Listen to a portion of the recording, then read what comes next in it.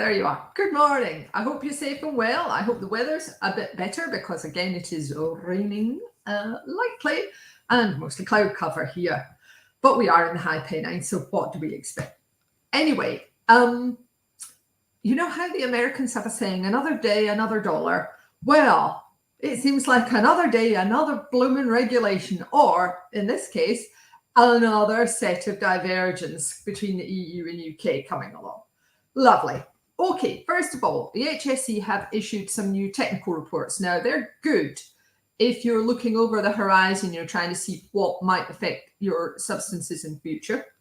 And what they have are a series of technical reports that have just been published, putting the link below this video now, of course. And Ali goes into a bit of detail on, the fact that some of them, and I think they're biocides, are going to have different M factors. Oh, lovely. Yeah. Now, they've not been signed off yet, but it's worthwhile always keeping an eye on these things as they come through the process. So by the time it comes to actual implementation, you are ready for it. So there's also quite a bit in this week's newsletter on the mandatory classification list that we talked about last week. And we've had a couple of readers produce some more information and some interesting thoughts. So it is well worthwhile going and signing up if you have an interest in that kind of thing. And we really appreciate the fact that so many people want to participate in the discussion and say, no, you've got that wrong, or we think this, or we've got more details. So thank you very much to all our contributors for that.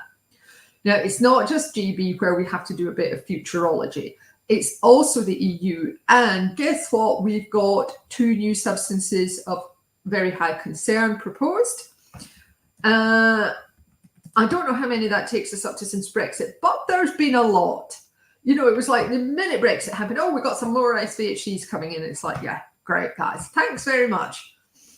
So, so I'm just going to put the link in here. Now, it's one of these things that one of them, that's going in there. Now, one of these substances is something we've been expecting, which is triphenyl phosphate. That's been on people's radars for a while. However, we've also got this alpha-alpha dimethylbenzene peroxide. Yes, I was reading that off the ECHA website because I didn't trust myself to read it properly. So if those are of interest, then, for goodness sake, pass your data, pass your opinions.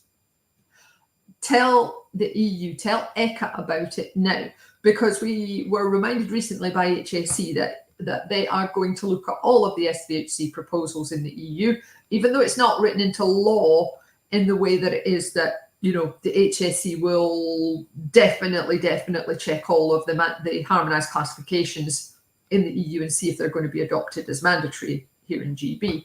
But they have said they're definitely looking at the EU SVHC list. So with all these things, the sooner you get involved in the process, the better, and the more likely you are to make a difference.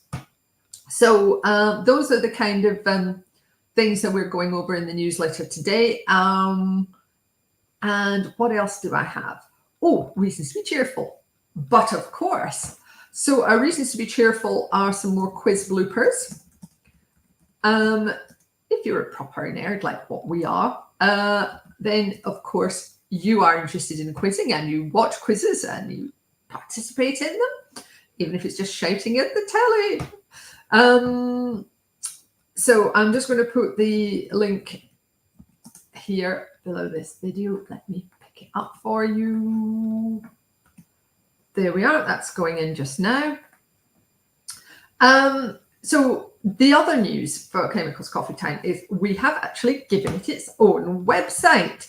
So if you are interested in what we talk about and you're not already on our mailing list, then all you need to do is to pop along to chemicalscoffeetime.co.uk and you can sign up, and that will do 2 things. It will give you access to the archive and it will also sign you up on our mailing list, and you'll get 9:30 every Friday, which is what this video is about as well. You'll get a little newsletter from ourselves.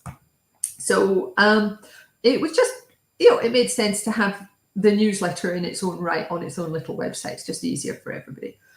So that's it from me for this week. I hope that you are safe and well, and your family is as well. And I look forward to chatting to you again next week. Take care of yourselves.